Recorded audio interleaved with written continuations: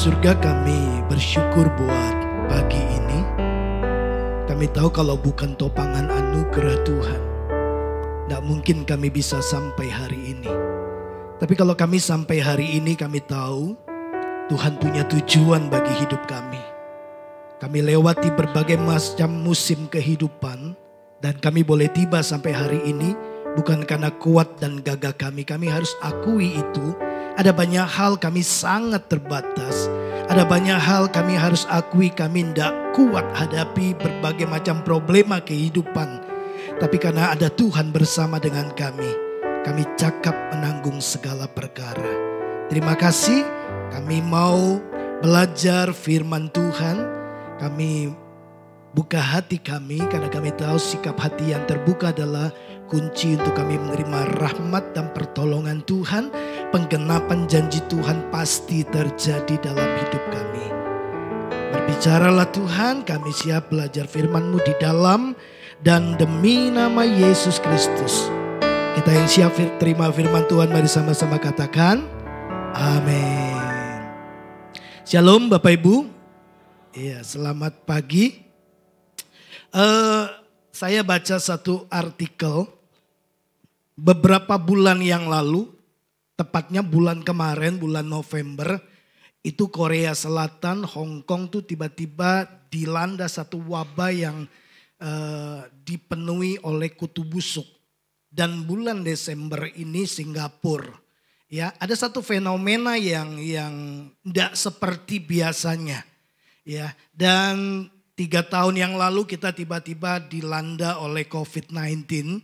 Ya, dan itu mengubah banyak siklus kehidupan manusia. Ya, ada banyak cara hidup yang harus diubah mengikuti fenomena-fenomena yang terjadi hari-hari ini. Nah, hari ini saya ingin mengajak Bapak Ibu Saudara, kalau suka dengan tema saya mau, hari ini saya mau bicara tentang fenomena kehidupan. Ya, apa itu fenomena? Bapak Ibu, fenomena itu umumnya merujuk pada setiap kejadian atau peristiwa yang perlu dicatat, dipelajari, diselidiki. Nah, biasanya peristiwa-peristiwa ini adalah peristiwa-peristiwa yang tidak terduga.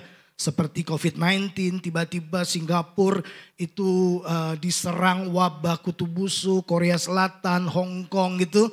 Ya, tidak terduga dan tidak biasa. Ya, baik itu orang atau fakta yang mempunyai keberartian khusus. Jadi memiliki sebuah pemaknaan. Nah, hari ini bagaimana dengan fenomena kehidupan? Saya percaya ada banyak kejadian-kejadian, peristiwa-peristiwa yang terjadi di sepanjang kehidupan kita. Yang seringkali kita sebut sebagai fase-fase dari musim-musim kehidupan.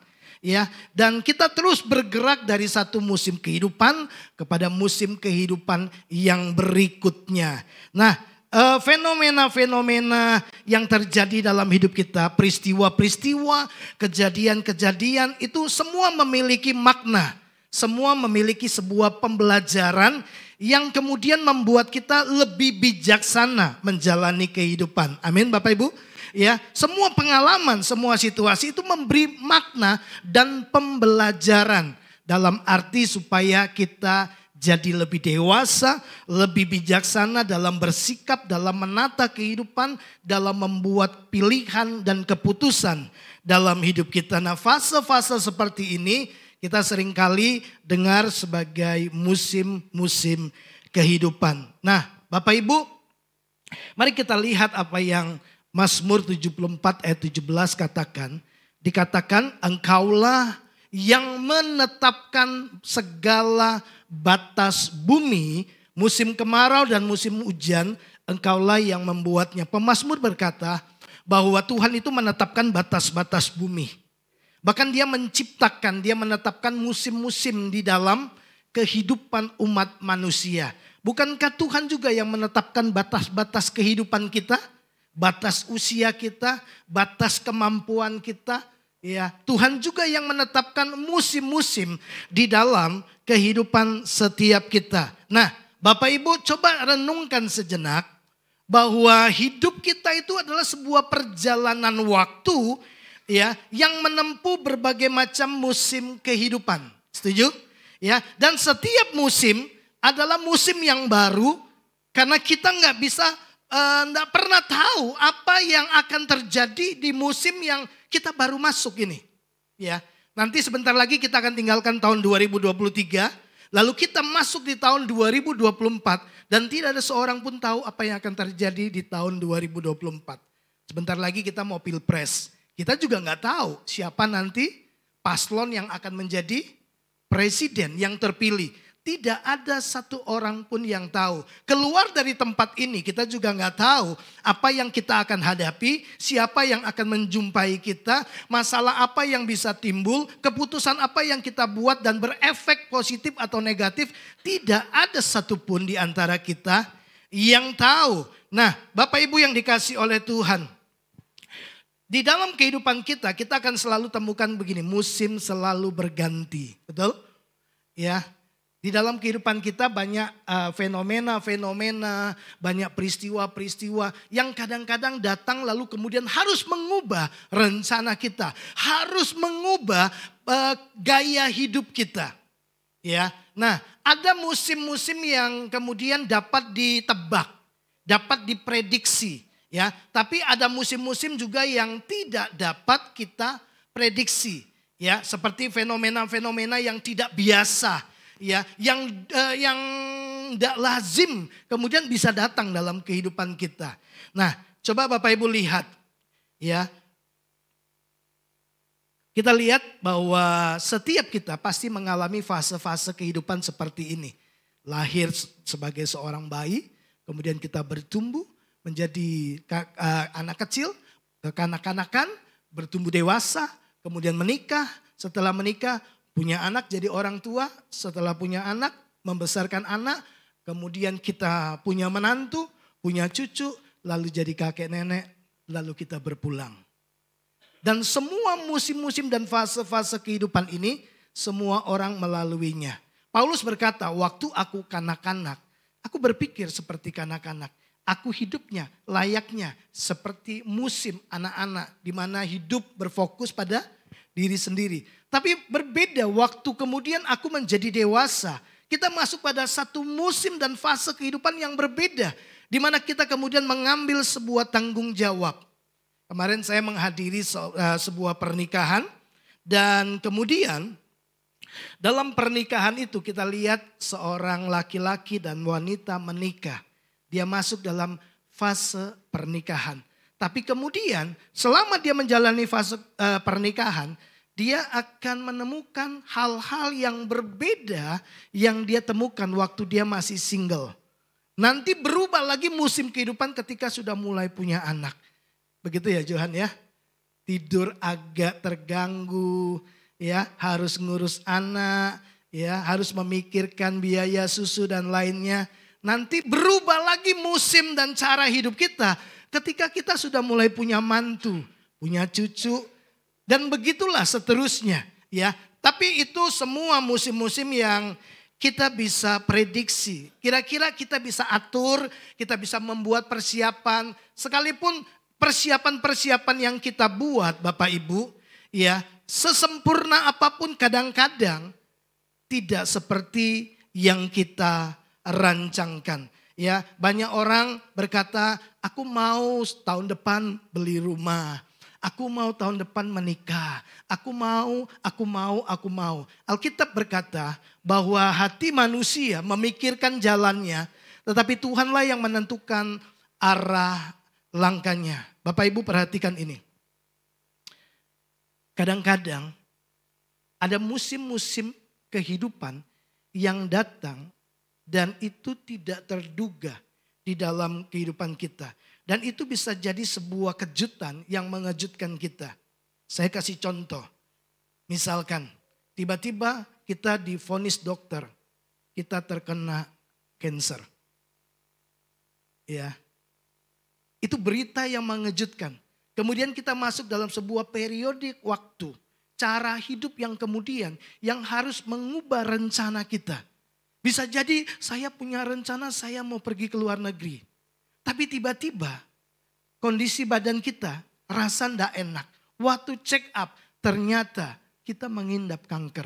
Bapak Ibu, itu musim yang tidak terduga, tiba-tiba datang dalam hidup Bapak Ibu Saudara. Dan mau tidak mau, kita harus menjalani masa-masa seperti itu, betul? Ya, kita kemudian mengubah rencana kita. Kita kemudian mengubah pola hidup kita. Ada banyak hal yang kemudian harus kita rubah. Nah, musim-musim yang seperti ini bisa datang kapan saja dan kepada siapa saja. Beberapa perusahaan-perusahaan besar kemudian menjadi tumbang ketika fenomena COVID-19 melanda seluruh dunia. Krisis sampai hari ini masih terus berlanjut. Orang kemudian harus mengubah cara memanage keuangan. Mengubah bagaimana memanage bisnisnya. Ya, manajemen perusahaannya berubah total. Cara kerja juga berubah. Nah, musim-musim yang seperti ini Bapak Ibu, kadang-kadang datang lalu memaksa kita mau tidak mau berubah. Tiba-tiba orang yang kita kasihi berpulang. Bukankah kita masuk dalam sebuah musim yang baru yang kita nggak bisa prediksi? Sebelumnya kita pikir baik-baik saja. Tiba-tiba orang yang kita kasihi ngalami serangan jantung, berpulang. Tiba-tiba nggak ada lagi bersama dengan kita. Kita masuk dalam sebuah fase kehidupan, musim kehidupan yang kemudian memaksa kita untuk mengubah banyak hal. Bapak Ibu, musim-musim kehidupan kita itu akan terus bergulir, silih berganti. Ya, nah seringkali musim kehidupan yang tidak terduga ini, ya, itu adalah fase-fase atau kejadian-kejadian dan peristiwa yang tidak menyenangkan, bahkan berat untuk dilalui. Tapi kita nggak bisa lari dari kenyataan. Ketika itu terjadi, betul Bapak Ibu ya? Kita harus menjalaninya, kita harus melewatinya sampai datang musim yang baru. Tapi saya mau kasih kabar baik buat Bapak Ibu Saudara. Alkitab berkata, kepada Yesaya Tuhan sampaikan kepada bangsa Israel. Dia bilang begini, sampai masa tuamu, aku tetap Tuhan. Aku akan menggendongmu dan aku mau melakukannya terus. Artinya Tuhan sekali-kali tidak pernah meninggalkan setiap kehidupan kita. Apapun Bapak Ibu fase kehidupan yang Bapak Ibu sedang jalani hari-hari ini. Ya, mau itu fase yang sulit dalam tekanan, ya, mengalami krisis finansial, keuangan, ya, terlilit hutang dan lain sebagainya, toko sepi, ya, kesehatan terganggu, apapun fase-fase dari musim-musim kehidupan, fenomena kehidupan yang mungkin bergejolak hari-hari ini sedang melanda hidup Bapak Ibu Saudara, bisnismu, keluargamu, hubunganmu, kesehatanmu. Dengar ini, Tuhan tidak pernah tinggalkan kita. Amin. Kehadiran Tuhan, penyertaan Tuhan itu cukup bagi kita. Bapak Ibu setuju? Kehadiran Tuhan, penyertaan Tuhan itu cukup bagi kita. Bahkan ketika Tuhan meminta kita untuk melakukan sesuatu yang tidak masuk akal. Bahkan ketika Tuhan memimpin kita untuk menjalani satu rute perjalanan yang kelihatannya berbatu-batu, yang kelihatannya berkelok-kelok. Bapak Ibu belajar untuk percaya kepada Tuhan. Saya sudah sampaikan kepada Bapak Ibu Saudara betapa pentingnya prinsip kehidupan ini. Taat di kesempatan pertama. Kita bisa taat di kesempatan berikutnya. Tapi di kesempatan pertama Bapak Ibu akan melihat kasih karunia, topangan anugerah, semua support kerajaan surga. Itu akan datang dalam kehidupanmu. Kenapa? Karena waktu Tuhan meminta kita mengerjakan kehendaknya. Kita sadar bahwa kita ini cuma hamba yang hanya bisa berkata, iya pada kehendak Tuhan. Waktu Tuhan minta saya pindah ke tempat ini. Jujur Bapak Ibu, ya, saya seringkali katakan kepada Bapak Ibu Saudara, enggak gampang membuat keputusan ada di kota ini. Ya, dengan semua perhitungan dan kalkulasi bahwa saya datang dengan satu istri, 3 orang anak. Ya, lalu datang ke kota yang kecil, tapi saya percaya saya perlu belajar untuk taat di kesempatan pertama. Saya bisa tunda 1 tahun kemudian untuk datang ke kota ini, bisa, ya kan? Tapi waktu saya tunda 1 tahun lagi, saya sudah keluar dari rencana Tuhan.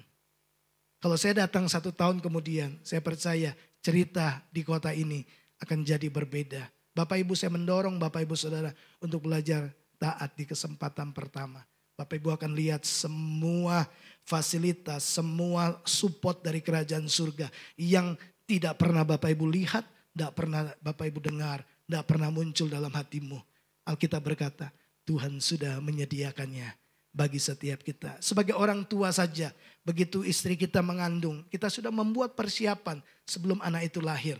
Sebelum Tuhan menghadirkan kita dalam dunia. Dengar ini baik-baik, semua sudah Dia siapkan. Berkat-berkat kita itu Tuhan sudah sediakan. Anak-anak muda, jodohmu Tuhan juga sudah siapkan. Amin. Iya, yang sudah menikah jangan bilang amin lagi. Ya.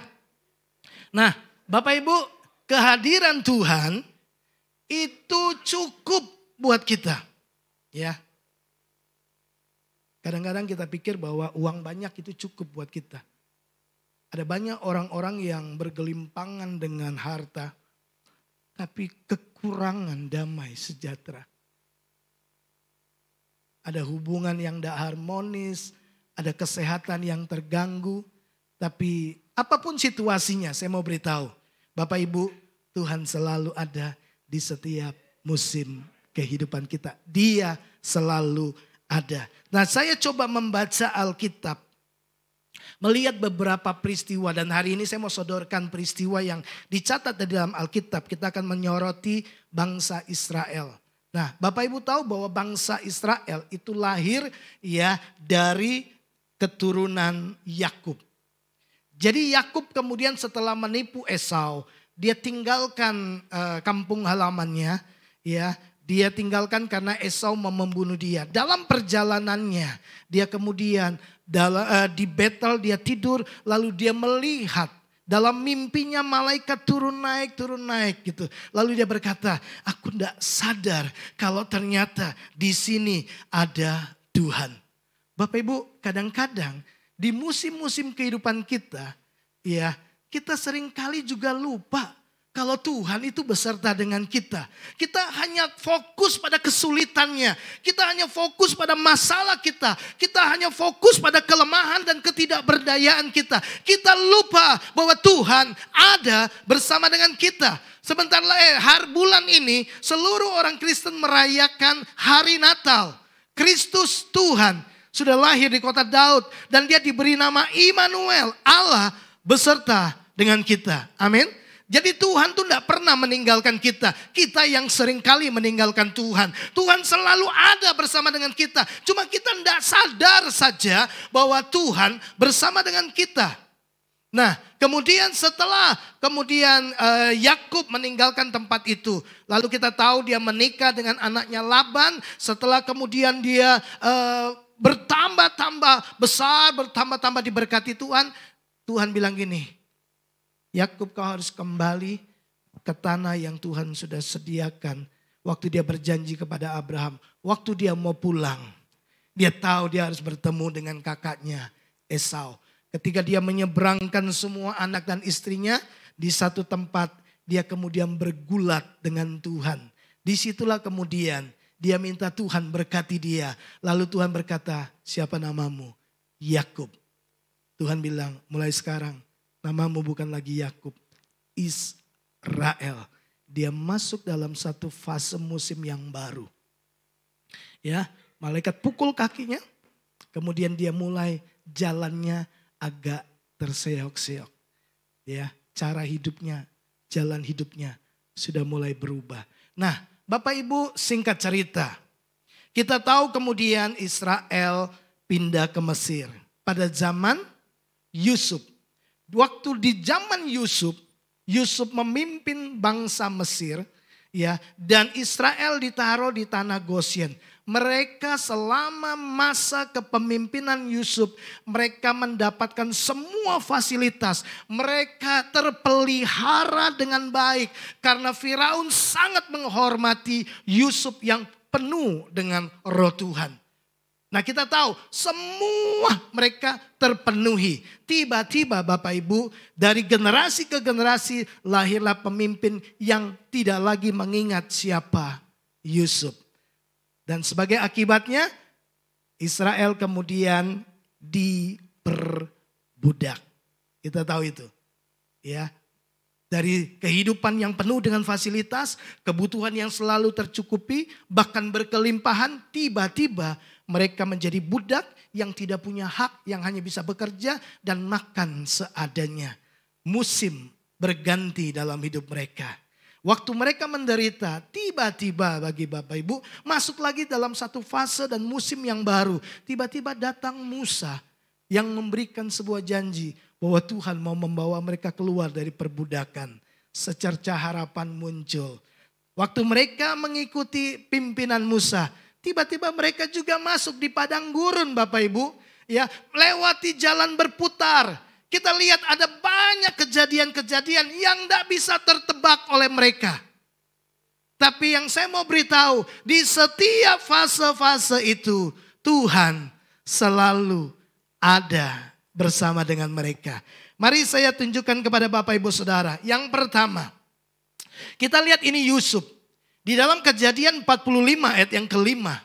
Yusuf itu memperkenalkan dirinya kepada saudara-saudaranya. Lihat apa yang dia katakan. Tetapi sekarang janganlah bersusah hati. Janganlah menyesali diri karena kamu menjual aku ke sini. Faktanya memang mereka jual Yusuf kan? Betul enggak? Coba lihat bagaimana Yusuf melihat cara Tuhan memimpin kehidupannya. Dikatakan sebab untuk memelihara kehidupanlah Allah menyuruh aku mendahului kamu. Bapak Ibu, dengar ini baik-baik.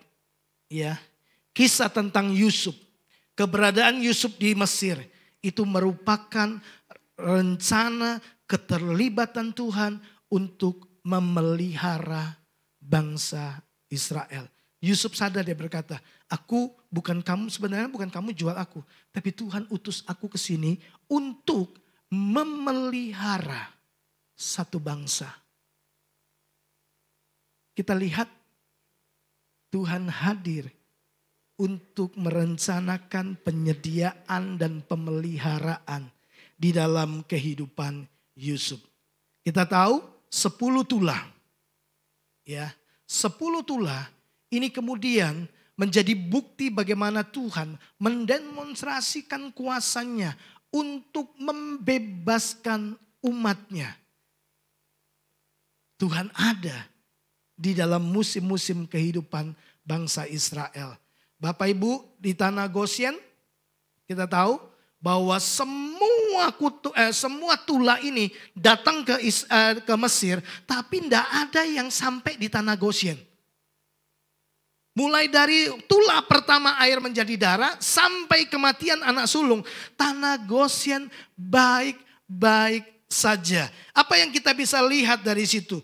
Kita tahu gini, bahwa Tuhan hadir sebagai penjaga bagi bangsa Israel. Dia pelindung bagi umatnya. Tuhan hadir di dalam hidup mereka. Wah, bagaimana waktu mereka di padang gurun? Ya, tiang awan, tiang api. Tuhan menyertai mereka. Saya waktu baca coba renungkan ini. Iya ya, di semua fase itu Tuhan selalu ada.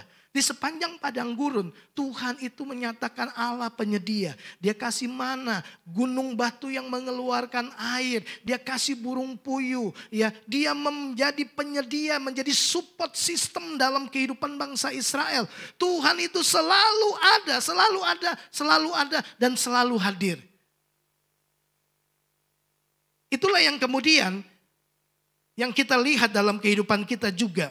Sampai hari ini, Tuhan selalu hadir dan menyatakan dirinya dalam setiap musim-musim kehidupan setiap kita.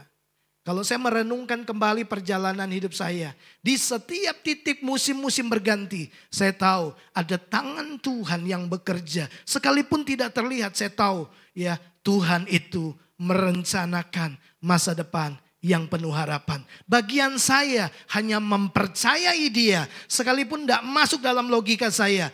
Saya belajar sejak saya bertobat. Untuk belajar, untuk percaya bahwa Tuhanku adalah Tuhan yang tidak pernah gagal. Yang sering gagal itu kita. Setuju Bapak Ibu? Kita gagal untuk taat sama dia. Kita gagal untuk mempercayai dia. Kita gagal untuk melakukan kehendaknya. Kita tuh banyak kali gagal. Tapi dengar gini, Tuhan tidak pernah gagal.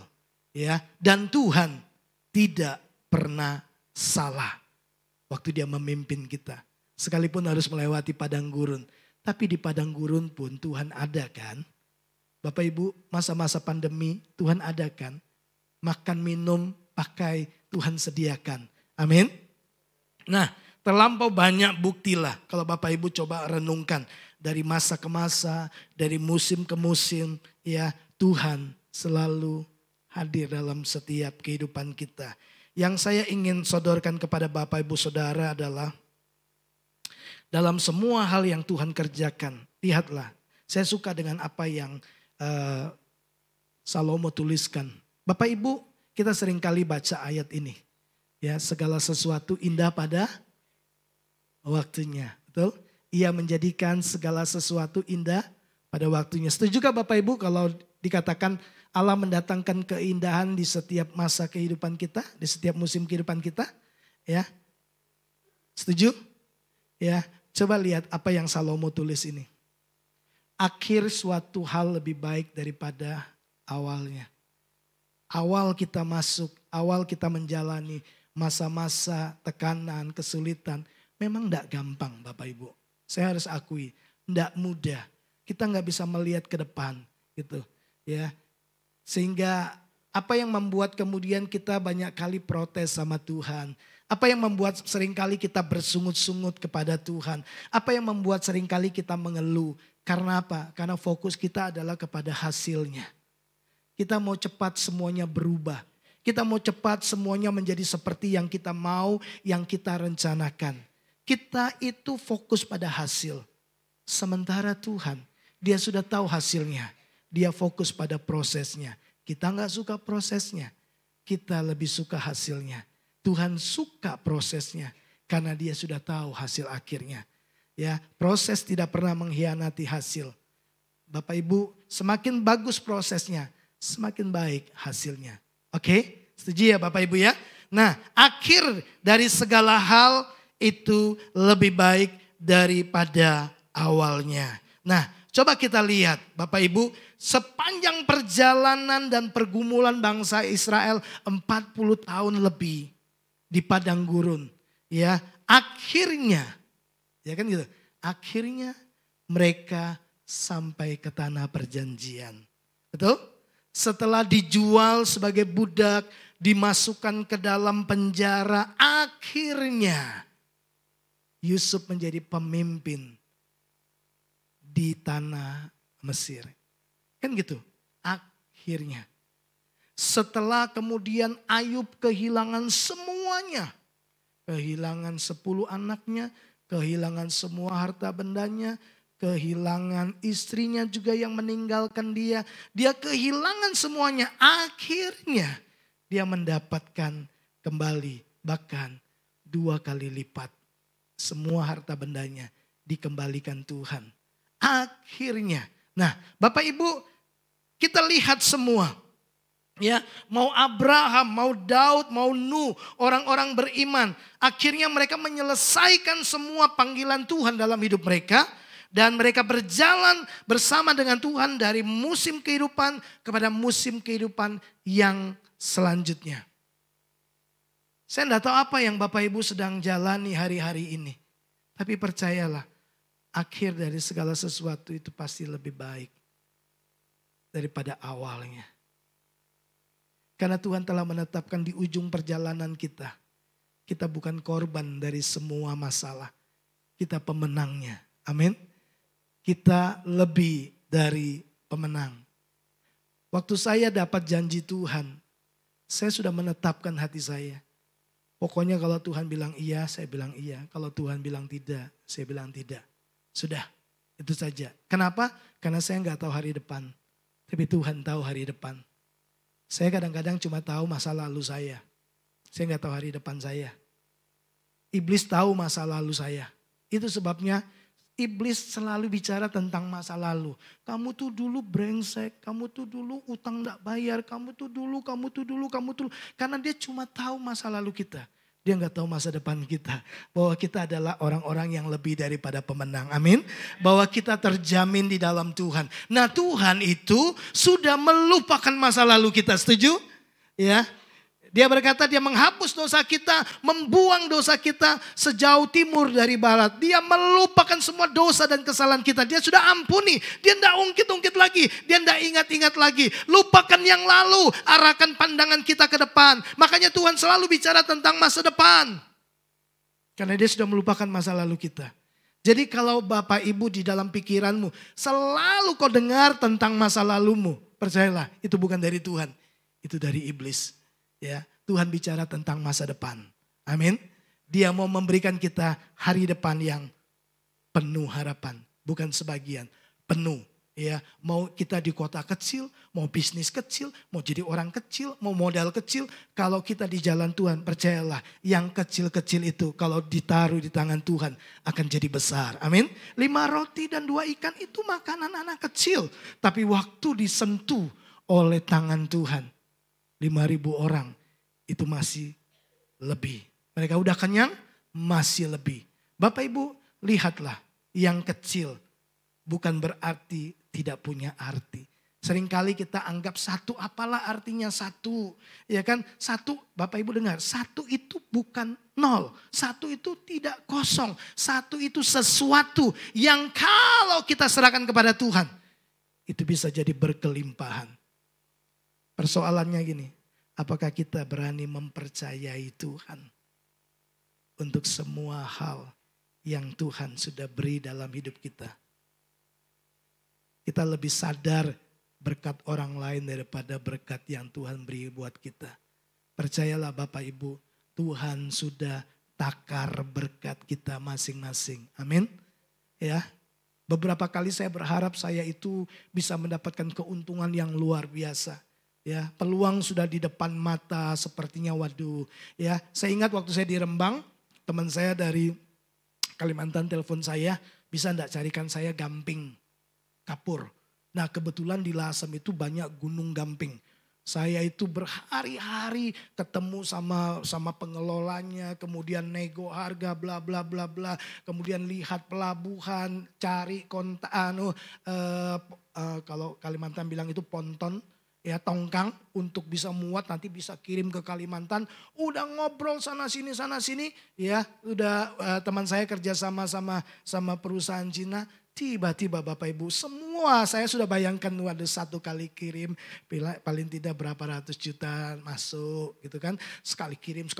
Wah, udah kebayang kan? Wah, senang banget dari anak yang gak punya apa-apa, hidup dulu miskin gitu, tiba-tiba membayangkan. Saya pernah bilang sama Bapak Ibu kan, saya suka membayangkan tiba-tiba saya punya uang banyak, saya bisa tolong orang banyak, saya bisa bantu siapa, bantu ini, belikan ini. Pokoknya, wah senang kan, berhayal gitu. Ya gak punya, kalau punya ngapain berhayal. Nah saya suka berhayal Bapak Ibu, kadang-kadang ini hayalan-hayalan saya saja, enggak tahu kalau itu menjadi kejadian juga dalam hidup Bapak Ibu. Saya kadang-kadang suka berhayal gini, tiba-tiba saya mimpi. Dalam tidur saya, kemudian saya mimpi berjalan. Lalu Tuhan bawa saya ambil cangkul gitu. Ya, ke halaman lalu gali dalam ketidaksadaran saya. Lalu menemukan harta karun gitu. Loh saya pernah loh Bapak Ibu berpikir kayak begitu. Saking pengennya kaya. Gitu kan. Nggak tahu kalau Bapak Ibu memang nggak pengen kaya. Karena sudah kaya. Kaya dalam Tuhan. Ya. Tapi itu saya. Ya. Nah Bapak Ibu singkat cerita tiba-tiba pemerintah setempat nggak deal sama perusahaan Cina ini untuk bikin jalan. Ya. Uang yang kelihatannya di depan mata tiba-tiba lenyap. Ya. Kemudian saya luangkan waktu ke Surabaya sama teman saya, bawa pengusaha dari Cina karena mau cari kerupuk udang. Wah udah ke Surabaya, udah ke Sidoarjo, ketemu sama perusahaan-perusahaan besar. Udah deal Bapak Ibu. Tinggal pemilik CEO perusahaan ini tinggal ke Cina ketemu sama CEO-nya. Lalu bikin MOU, kesepakatan saya sudah hitung-hitung. Wah ya kan otak dagang, saya suka dagang sebenarnya Bapak Ibu. Ya, tapi Tuhan bawa saya pada jalan yang berbeda. Karena memang bukan itu tujuan hidup saya. Gak apa-apa sih, ikut Tuhan jauh lebih baik. Nah, Bapak Ibu, saya sudah hitung-hitung, wah gitu kan. Komisi dari Surabaya, komisi dari Cina, udahlah. Saya banyak hal yang saya bisa lakukan.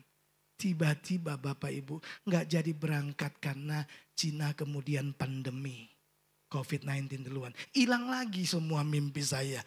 Ya, sempat mau jual besi tua gitu ya. Udah ngobrol sama John juga gitu ya. Saya udah ketemu, udah wah harga sudah oke sudah gitu ya. Sama satu pensuplai ya besi tua gitu. Wah, saya udah bayangkan duit masuk gini. Tiba-tiba mereka konflik dan tidak jadi lagi. Hilang lagi. Saya sempat ngobrol waktu kita lagi dekor, ngobrol sama Agus. Saya bilang gini, kenapa ya Tuhan tidak kasih saya uang yang banyak ya? Bukan karena saya nanti akan sombong. Enggak Bapak Ibu. Saya kalau dapat uang banyak saya sudah pikir saya bisa bantu ini. Gitu ya. Lalu saya pikir gini, iya kalau saya punya uang banyak. Saya ini kurang lagi mengandalkan Tuhan. Udah pasti. Ya. Oh mau beli tanah sebelah. Saya ada uang. Dah. Ya kan? Saya gak perlu doa lagi. Mau tolong orang ini. Udah. Saya gak perlu doa lagi. Ya. Karena apa? Ada rasa aman saya kemudian di rekening saya. Betul gak? Rasa aman saya bukan lagi di Tuhan. Tapi di duit. Saya bilang gini, terima kasih Tuhan. Memang Tuhan paling tahu siapa saya. Lebih daripada saya mengenal diri saya. Semakin saya merenung gitu kan. Waktu doa pagi saya tanya Bapak Ibu Saudara. Kenapa kita minta Tuhan berkati bisnis saya. Ya kan? Untuk apa? Saya mau tanya. Kita sering doakan. Berkati toko saya. Supaya toko saya rame. Banyak pelanggan. Banyak uang masuk. Saya mau tanya. Untuk apa? Pernah tanya sama Tuhan? Pernah tanya sama diri kita sendiri? Untuk apa kita minta diberkati Tuhan? Lu perlu tanya loh Bapak Ibu. Nggak pernah kita tanya. Biasa doa kita cuma selesai Tuhan. Saya mau buka toko, berkati, kirimkan banyak pelanggan dari utara, timur, barat, dan selatan. Itu doa saya waktu saya buka toko. Waktu di Rembang. Wah setiap pagi. Tuhan aku mau mulai usaha ini. Aku berdoa Tuhan berkati usaha ini. Bukan kuat dan gagahku. Usaha ini bisa maju, bisa berhasil. Itu karena Tuhan. Aku minta Tuhan kirimkan para pelanggan, pembeli dari utara, timur, barat, dan selatan. Dari berbagai kota, desa, daerah. Ya, datang ke toko saya yang tersembunyi. Diberkati Tuhan dalam nama Yesus. Itu doa saya. Diberkati, diberkati. Tapi saya tidak pernah melanjutkan untuk merenung gini. Untuk apa ya Tuhan kasih saya uang banyak? Untuk apa ya Tuhan berkati saya? Bapak Ibu yang dikasih oleh Tuhan. Saya ingin mengajak Bapak Ibu terus merenungkan. Ya, bahwa di seluruh fase-fase kehidupan kita. Tuhan selalu membawa kita untuk merencanakan hal-hal yang kemudian memberi faedah dan keuntungan bagi kerajaan Allah. Nah, Bapak Ibu, kita memang tidak tahu bagaimana akhir dari musim kehidupan yang kita sedang jalani ini. Betul? Atau bagaimana musim yang baru yang akan kita lewati nanti ke depan. Tapi percayalah gini, Tuhan ada bersama dengan kita. Walaupun tidak terlihat, setiap musim itu punya keunikan sendiri. Setiap musim kehidupan Bapak Ibu Saudara itu punya keunikan sendiri. Nah kita tidak bisa menjalani musim yang baru dengan cara dan pengalaman di musim yang lama. Enggak. Tuhan saja memberikan kepada saudara dan saya kasih setianya selalu baru setiap hari, setiap pagi. Jadi jalani kehidupan ini ya dengan kasih setia yang selalu baru. Jangan jalani dan selesaikan kehidupanmu dengan kasih setia yang kemarin.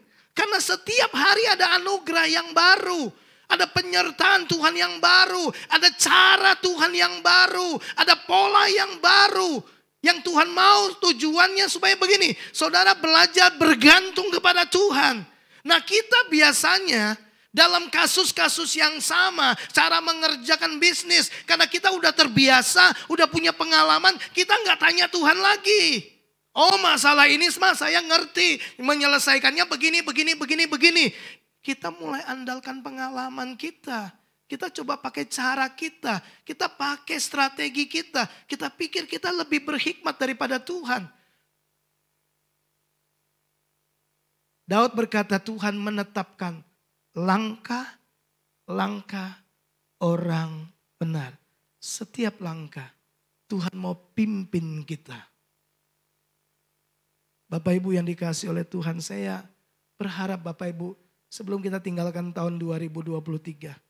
Mari kita belajar mengerti bahwa Tuhan memang tidak beritahu kita apa yang akan terjadi hari esok atau masa-masa ke depan.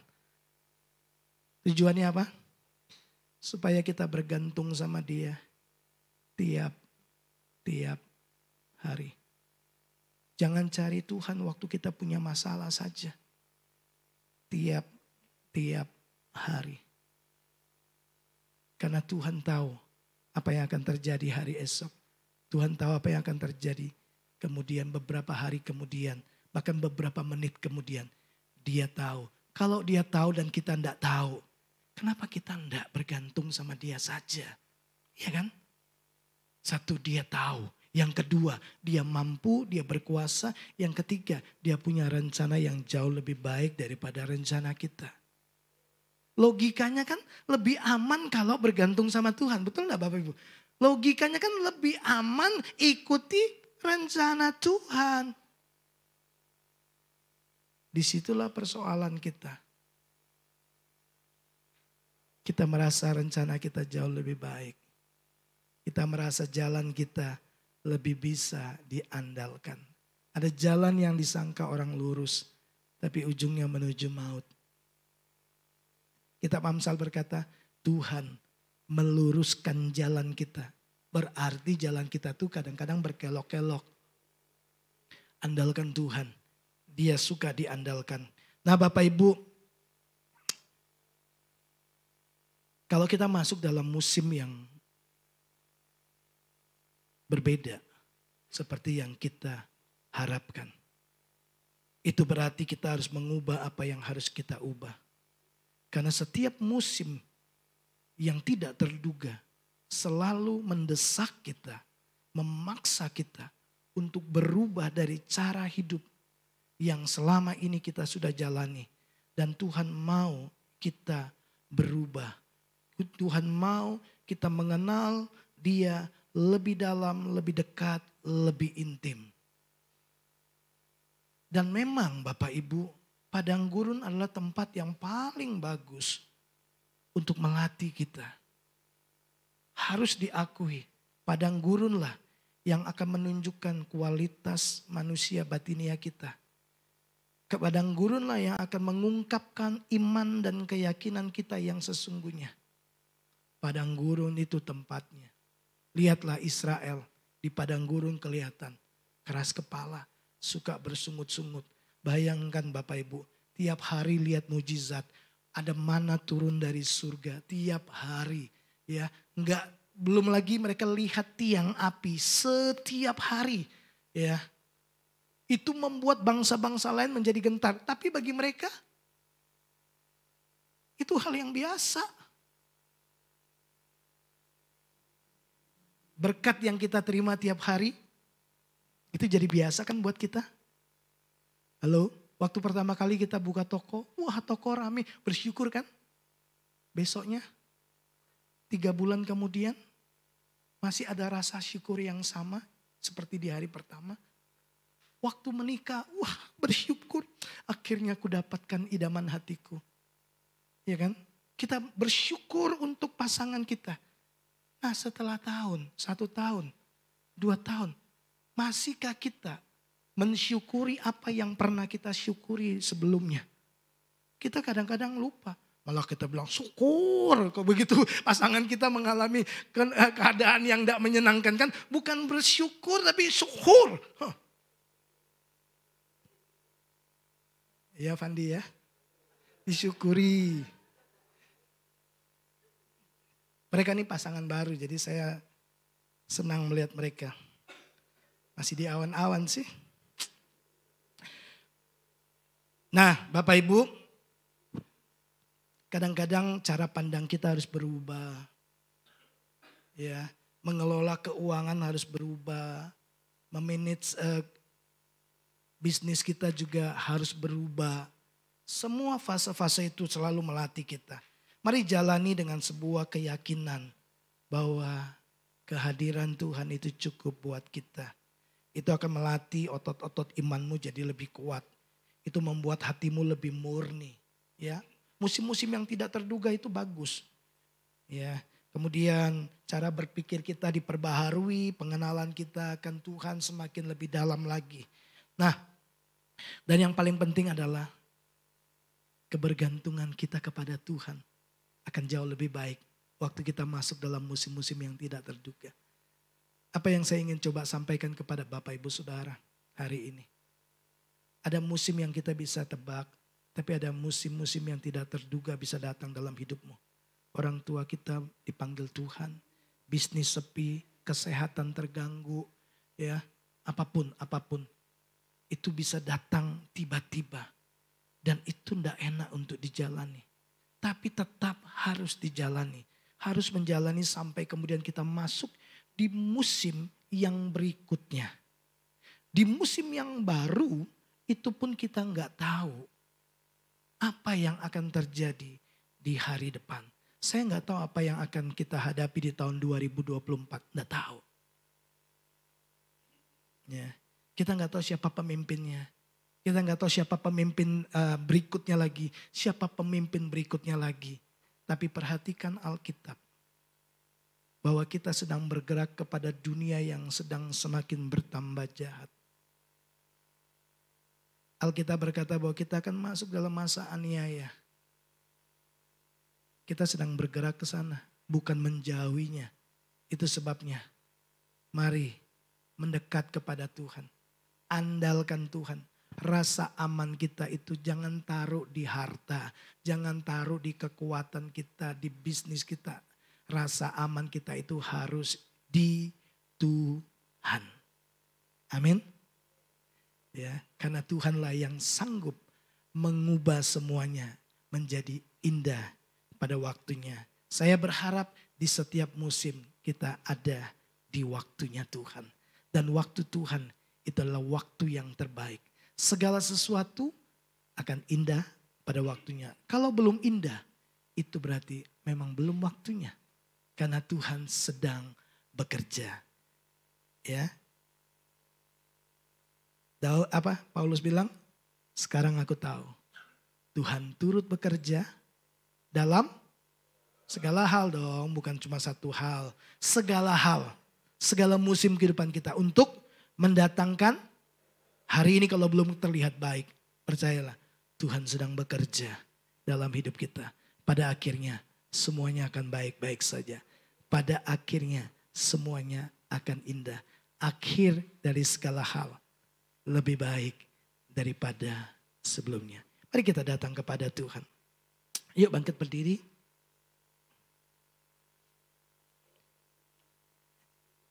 Kita naikkan satu pujian. Musim akan selalu berganti, tapi Tuhan tidak pernah berubah.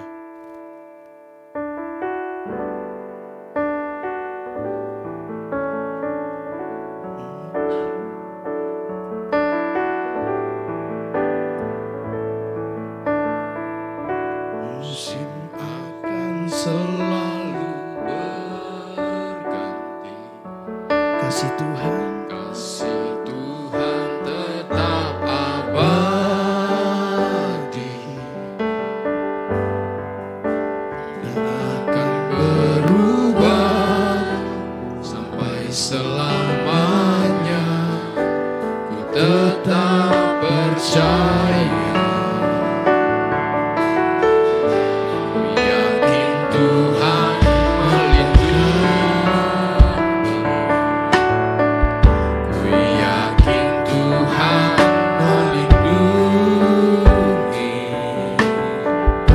Udara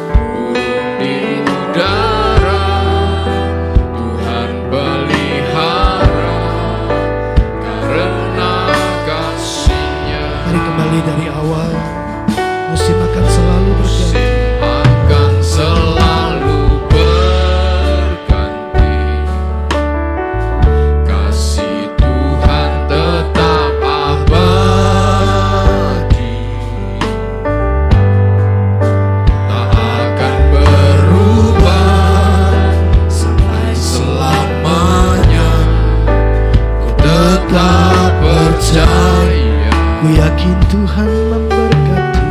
Ku yakin Tuhan memberkati. Ku yakin Tuhan melindungi. Burung di udara Tuhan pelihara karena kasih-Nya. Selalu menolongku, selalu menjagaku, sehelai di rambutku tak akan terjatuh tanpa seizin-Mu. Tuhan selalu menolongku, selalu menjagaku. Dia mengenyang, Dia mengenyangkanku dan peliharaku seumur hidup. Tuhan selalu, Tuhan selalu menolongku, selalu menjagaku, sehelai di rambutku tak akan terjatuh tanpa seizin-Mu. Tuhan selalu menolongku, selalu menjagaku, Dia mengenyangkanku dan peliharaku seumur hidupku. saya percaya pagi ini waktu kita dengar firman Tuhan, Roh Kudus sedang bicara dalam hati kita. Jangan takut, Dia tetap pegang kendali atas hidupmu. Ketakutan dan kekhawatiran tidak akan menambahkan apa-apa selain imanmu semakin merosot. Ketakutan dan kekhawatiran selalu membunuh iman kita. Itu sebabnya kita perlu dengar firman. Karena firman justru membuat imanmu semakin kuat. Hari ini waktu kau dengar firman Tuhan, kau tahu bahwa Tuhan berkuasa atas segala sesuatu. Kau tahu bahwa Tuhan mengasihimu. Kau tahu bahwa Tuhan tidak pernah tinggalkanmu. Tapi seringkali yang membuat kita gagal untuk ada di jalan-jalan kemenangan Tuhan, karena kita lupa bahwa Dia dapat diandalkan. Kita lupa kehadirannya karena fokus kita hanya kepada masalah. Pagi ini yuk datang sama Tuhan. Mari utarakan hatimu kepada Dia. Di setiap musim kehidupanmu, percaya Tuhan tidak pernah tinggalkanmu. Di setiap musim-musim yang datang tidak terduga yang harus kemudian mengubah banyak hal dalam hidupmu, percaya Tuhan terlibat di dalam seluruh karyanya bagi hidupmu untuk membuat masa depanmu masa depan yang gilang gemilang. Dia Tuhan yang setia, Dia Tuhan yang siap menolong kita. Dia Tuhan yang sekali-kali tidak pernah meninggalkan kita. Mari datang kepada Tuhan, rendahkan hatimu, mari kita berdoa. Bapa, tilik hati kami, lihat kekhawatiran kami, lihat kecemasan kami, lihat seringkali kami belajar andalkan pengalaman dan kekuatan kami. Dan kami gagal di sana. Kami gagal karena kami tidak melibatkan Tuhan. Seperti Simon Petrus gagal mencari ikan. karena dia andalkan kekuatan dan pengalamannya. Tapi ketika Tuhan masuk dalam perahunya, ketika Tuhan berfirman, ketika dia belajar taat dikala dia gagal berkali-kali. Tapi kali ini bersama dengan Tuhan dia melihat kelimpahan, dia melihat mujizat, dia melihat pertolongan. Sampai hari ini Tuhan, hamba percaya tak akan kekurangan orang-orang yang berharap kepada Tuhan. Tak akan kekurangan orang-orang yang mengandalkan Tuhan. Kau punya banyak cara untuk memberkati kami. Terlalu mudah bagi Tuhan memberkati kami. Tapi Tuhan mau lebih dulu mengubah hati kami. Supaya kami punya hati yang siap untuk diberkati. Tuhan sudah siap memberkati kami. Kami yang seringkali belum siap untuk menerima berkat Tuhan. Untuk menerima kepercayaan Tuhan. Apapun musim kehidupan yang kami hadapi hari-hari ini, kami tahu ada Tuhan di sana. Bahkan di tengah badai pun Tuhan ada. Bahkan di tengah-tengah ketenangan pun Tuhan ada. Di setiap musim kehidupan kami, Tuhan selalu ada. Kau menjaga kami, Kau memelihara kami, Kau menyatakan kuasa-Mu. Kau menyatakan Kau Allah Jehovah Jireh, Allah yang menyediakan. Bahkan sebelum kami memintanya, Tuhan sudah menyediakannya bagi kami. Engkau Jehovah Shalom, Allah damai sejahtera kami. Yang membuat tenang bahkan di tengah-tengah kesulitan dan tantangan, tekanan yang berat. Kami tahu kami tidak sendirian. Kami punya Tuhan yang setia. Kami punya Tuhan yang selalu siap membela kami. Kami punya Tuhan yang selalu punya banyak cara menyelesaikannya bagi kami. Tuhan yang siap berperang ganti kami. Kami punya Tuhan yang tidak pernah gagal. Tuhan yang tidak pernah salah dalam menuntun kami. Terima kasih buat firman-Mu. Terima kasih buat jaminan-Mu. Terima kasih buat janji-Mu. Berkat Tuhan ada setiap kami. Bagi-Mu segala kemuliaan dan hormat. Di dalam dan demi nama Yesus Kristus. Kami mengucap syukur dan sudah berdoa yang diberkati Tuhan. Sama-sama katakan amin. Mari kita bangkit berdiri bersama-sama, kita selesaikan pertemuan ibadah kita. Kami memuji kebesaran-Mu. Kau Tuhan yang ajaib, ajaib Tuhan.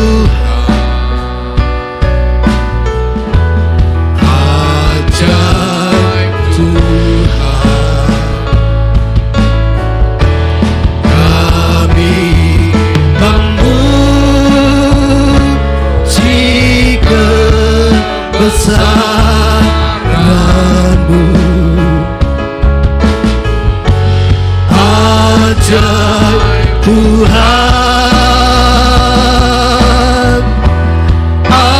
ajaib Tuhan. Kami memuji kebesaran-Mu, kami memuji kebesaran-Mu. Ajaib Tuhan, ajaib Tuhan. Kami memuji kebesaran-Mu. Ajaib Tuhan, ajaib Tuhan, ajaib Tuhan, ajaib Tuhan, ajaib Tuhan, ajaib Tuhan. Di akhir ibadah kami, bagi Tuhan segala kemuliaan, hormat dan kuasa, kebesaran dan kejayaan, sebab Engkau layak. Terima segala pemujaan kami, penyembahan kami. Terima kasih untuk berkat Tuhan dalam ibadah kami pagi hari ini. Kami menyerahkan sekali lagi Tuhan bangsa kami Indonesia. Kami percaya Indonesia tetap ada di dalam kendali Tuhan. Otoritas itu ada di tangan Tuhan. Kami berdoa untuk masa-masa kampanye, masa-masa pemilihan presiden kelak. Tuhan tetap pegang kendali. Kami berdoa supaya semuanya dapat berjalan dengan baik. Bangsa kami baik-baik saja, aman, dan semua akan berjalan selesai tanpa mengalami hal-hal yang merugikan. Terpujilah nama Tuhan. Kami bersyukur untuk keterlibatan Tuhan dalam hidup kami, di kota kami, bahkan juga buat bangsa kami Indonesia. Terpujilah nama Tuhan. Kekasih-kekasih Tuhan, mari arahkan hatimu, tadakan tanganmu di hadapan Tuhan. Jemaat yang dikasihi Tuhan, pulang dan terimalah berkat Tuhan. Tuhan Dia sendiri yang akan berjalan di depanmu. Dia sendiri yang akan menyertai engkau. Dia tidak akan membiarkan engkau dan tidak akan meninggalkan engkau di setiap musim-musim kehidupanmu, di setiap fase-fase perjalanan hidupmu. Tuhan hadir, Tuhan menyertai, Tuhan menjaga, Tuhan memberkati, Tuhan memelihara. Engkau akan melihat pertolongan yang dari Tuhan datang atas hidupmu, membawa engkau untuk melihat setiap penggenapan janji Tuhan terjadi, terrealisasi dalam hidupmu. Engkau diberkati untuk menjadi berkat. Terimalah berkat di dalam persekutuan Bapa, Anak, dan Roh Kudus. Di dalam nama Tuhan Yesus Kristus, setiap kita yang percaya diberkati Tuhan. Mari sama-sama katakan amin. Selamat hari Minggu. Tuhan Yesus memberkati kita Segala puji semua. syukur